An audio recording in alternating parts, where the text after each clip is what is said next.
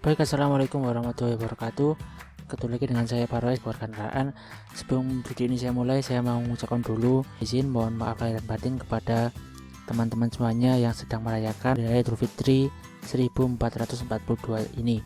Saya atas nama pribadi memohon maaf apabila terjadi suatu kesalahan baik itu perkataan maupun perbuatan saya selama ada di channel ini. Baik teman-teman semuanya, di video kali ini saya akan membagikan jadwal dan syarat dari seleksi P3K tahun 2021. Nah, ini beritanya saya ambil dari tribunnews.com ya teman-teman. Jadi ini adalah di tanggal 15 Mei 2021, di mana syarat umum dan pendaftaran CPNS dan guru P3K-nya. Jadi kita akan lihat bersama-sama. Kita mulai dari jumlah formasinya terlebih dahulu.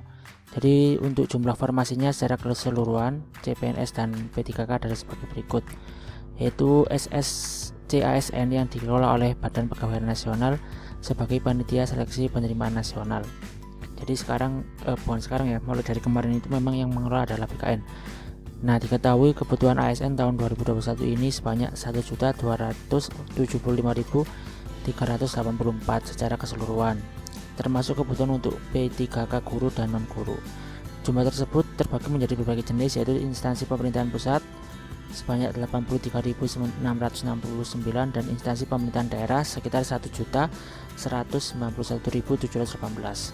Jumlah tersebut termasuk guru P3K sebanyak 1.2.616, P3K non-guru sebesar 70.008 dan CPNS sebesar 119.094. Jadi ini kayak yang paling besar itu adalah untuk kuotanya P3K sendiri sebesar 1 juta ya, atau mungkin ini lebih dari 80%-nya itu di jadwal seleksinya P3K tahun 2021. Nah, dimana pengumuman seleksinya itu dimulai tanggal 30 Mei nanti sampai tanggal 13 Juni. Jadi mungkin dari sekarang teman-teman juga. Terus untuk pendaftaran seleksinya ya itu mulai dari tanggal 31 Mei sampai tanggal 21. Terus nanti ada seleksi administrasi dan pengumuman hasilnya. Jadi kayak biasa kita ngupload syarat-syaratnya seperti ijazah mungkin ya, atau lamaran pekerjaannya dan yang lain sebagainya. Itu akan diumumkan hasilnya mulai dari tanggal 1 Juni sampai tanggal 30 Juni.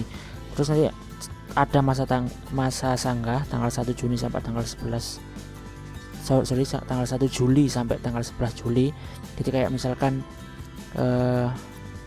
terjadi kesalahan gambar ya, atau mungkin terjadi kesalahan upload, itu nanti masih ada masa sanggahnya.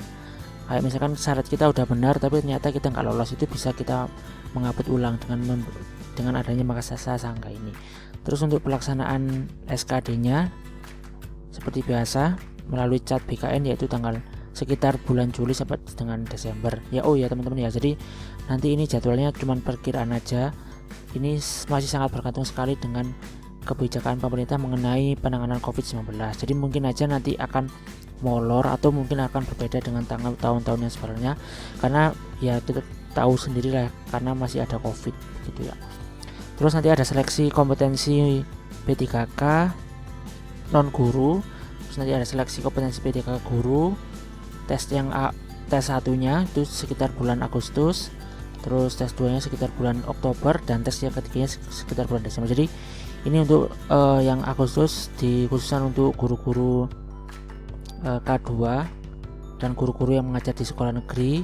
Terus nanti tes 2-nya juga diikuti oleh guru-guru yang nggak lolos di tes pertamanya, baru nanti yang ketiga adalah guru-guru di sekolah swasta. Begitu ya teman-teman. Terus nanti setelah SKD ada SKB di sini sekitar bulan September sampai Oktober, pengumuman akhir dan masa sanggahnya bulan November, baru kemudian hasil Desember CPNS-nya. Terus yang selanjutnya ini adalah ketentuan umum bagi pelamar P3K. Yang pertama tentunya adalah harus menjadi orang warga negara Indonesia. Batas usia terendahnya adalah 20 tahun dan paling tinggi 1 tahun sebelum batas usia tertentu dengan pidana penjara 2 tahun atau lebih. Terus yang ketiga, pelamar tidak pernah diberhentikan dengan hormat tidak atas permintaan sendiri atau dengan hormat sebagai PNS. dengan hormat, tidak atas sebagai anggota kepolisian. Jadi kayak dia itu diberhentikan secara paksa, bukan karena mundur itu dia nggak boleh mengikuti P3K. Terus pelamar juga nggak boleh seorang anggota atau pengurusnya partai politik, pokoknya yang nggak boleh terlibat langsung dalam politik praktis, itu nggak boleh melamar sebagai guru P3K. Terus pelamar harus memiliki kualifikasi pendidikan sesuai dengan persyaratan jabatan, ya kayak misalkan guru yang sebenarnya dia itu guru kelas SD tapi dia ngajar di SMP misalkan ya, atau dia sebenarnya lulusan matematika tapi kebetulan di sekolahnya diberikan mata pelajaran yang lainnya, walaupun dia udah bertahun-tahun ngajar mata pelajaran bahasa Inggris misalkan ya, tapi dia lulusan matematika, ya berarti dia nggak bisa melamar yang bahasa Inggris tadi walaupun udah bertahun-tahun. Jadi dia harus melamar sesuai dengan kualifikasi pendidikannya.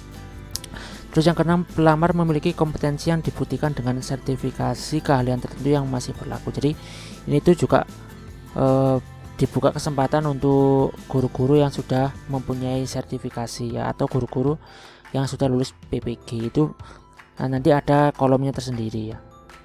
Jadi dia lebih diprioritaskan dengan tambahan nilai untuk kompetensinya sebesar 100% nilainya ya. Terus yang ketujuh, pelamar sehat jasmani dan rohani sesuai dengan persyaratan jabatan yang dilamar. Oke. Yang kedelapan, calon pelamar hanya dapat mendaftar satu instansi dan satu formasi jabatan ya. Jadi kayak cuman satu sekolah dan cuman satu jurusan aja yang mesti dipilih. Jadi nggak ada pilihan kedua, ketiga dan seterusnya. Terus persyaratan minimal 3 tahun berpengalaman di bidang kerja. Yang relevan buat P3K ini memang syaratnya harus terdaftar dulu di Dapodik. Jadi kayak misalkan gurunya masih ngajar 1 tahun, kayak 2 tahun itu nggak bisa ngelamar di P3K ini. Dan dengan surat keterangan yang ditandatangani oleh minimal jabatan tinggi pratama untuk yang bekerja di instansi pemerintah. Terus minimal direktur atau kepala divisi yang membidangi SDM atau HRD di perusahaan swasta atau lembaga swadaya non pemerintahan atau yayasan. Jadi kayak ini tuh syaratnya minimal memang 3 tahun. Ya memang kalau misalkan gurunya seorang guru itu belum, biasanya sih usia kerjanya di bawah 2 tahun, karena untuk ngurusi Dapodik itu minimal harus 2 tahun lah. Jadi kalau dia udah 3 tahun dia bisa melamar guru P3K ini. Nah begitu ya teman-teman. Mungkin itu tadi adalah jadwal dan ketentuan umum bagi calon pelamar guru P3K. Semoga bermanfaat bagi teman-teman semuanya yang sedang ingin mempersiapkan diri mengikuti seleksi P3K. Dan ini ada tambahan sedikit, jadi tidak boleh bertentangan dengan sistem merit. Terus peserta yang berhak untuk mendaftar pada seleksi P3K guru tahun 2021 adalah yang pertama, yang berhak menuk P3K guru adalah guru-guru X K2 atau guru-guru yang pernah mendaftar baik itu PNS maupun udah pernah mendaftar P3K di tahun sebelumnya yang nggak lolos, itu bisa mengikuti P3K di tahun ini itu ya. Terus yang kedua adalah guru honorer yang masih aktif mengajar di sekolah negeri di bawah kewenangan pemerintahan daerah dan terdaftar sebagai guru di Dapodik Kemendikbud ya. Ini guru honorernya sekolah negeri itu bisa mendaftar. Terus yang ketiga, guru yang masih aktif mengajar di sekolah swasta dan terdaftar sebagai guru di Dapodik Kemendikbud. Jadi kayak guru honorer negeri. Keempat adalah lulusan pendidikan profesi guru atau PPG yang belum menjadi guru dan terdaftar di database lulusan pendidikan profesi guru Kemendikbud. Jadi guru-guru yang udah lulus PPG yang sudah punya sertifikasi itu juga punya kesempatan untuk mendaftar ini. Ya, jadi kayak itu ada gelombangnya. Jadi untuk yang Agustus tadi, gelombang pertama untuk guru-guru yang negeri. Terus gelombang kedua untuk guru-guru yang sudah punya PPG. Dan yang ketiga adalah guru-guru yang mengajar di sekolah swasta, tentunya yang masih menjadi pegawai honorer di sekolah tersebut. Nah tentunya ini kayak misalkan lowongannya itu ada sekitar 1 juta, tapi masalahnya kayak kita harus lihat dulu seberapa banyak gurunya, karena nanti guru-guru negeri yang nggak lolos di seleksi pertama itu dia bisa ikut ke seleksi yang kedua. Terus nanti seleksi yang kedua dia juga masih, kalau nggak lolos dia juga masih bisa ikut seleksi yang ketiga. Jadi kayak ini tuh benar-benar harus dipersiapkan gitu teman-teman ya. Jadi kita nggak bisa hanya melihat ternyata lowongan untuk P3K tahun ini sangat banyak sekali. Itu untuk seluruh Indonesia 1 juta itu. Jadi kalau kita presentasikan, kita hitung yaitu guru-guru yang lain ya. Kalau CPNS kan dibatasi umur 35 tahun. Kalau P3K ini nggak ada batasannya. Bahkan kalau dia nggak pensiun aja dia bisa ikut. Orang-orang yang sertifikasi juga bisa ikut gitu. Jadi kayak kita itu ini ya teman-teman ya, harus benar-benar bisa mempersiapkan dengan sebaik-baiknya. Oke, mungkin gitu ya video dari saya. Kita ketemu lagi di konten saya yang selanjutnya. Terus tonton channel ini, jangan lupa untuk di like, komen, dan di share ke teman-teman yang lain biar semakin banyak yang tahu tentang informasi ini. Sekian dari saya akhiri, wassalamualaikum warahmatullahi wabarakatuh.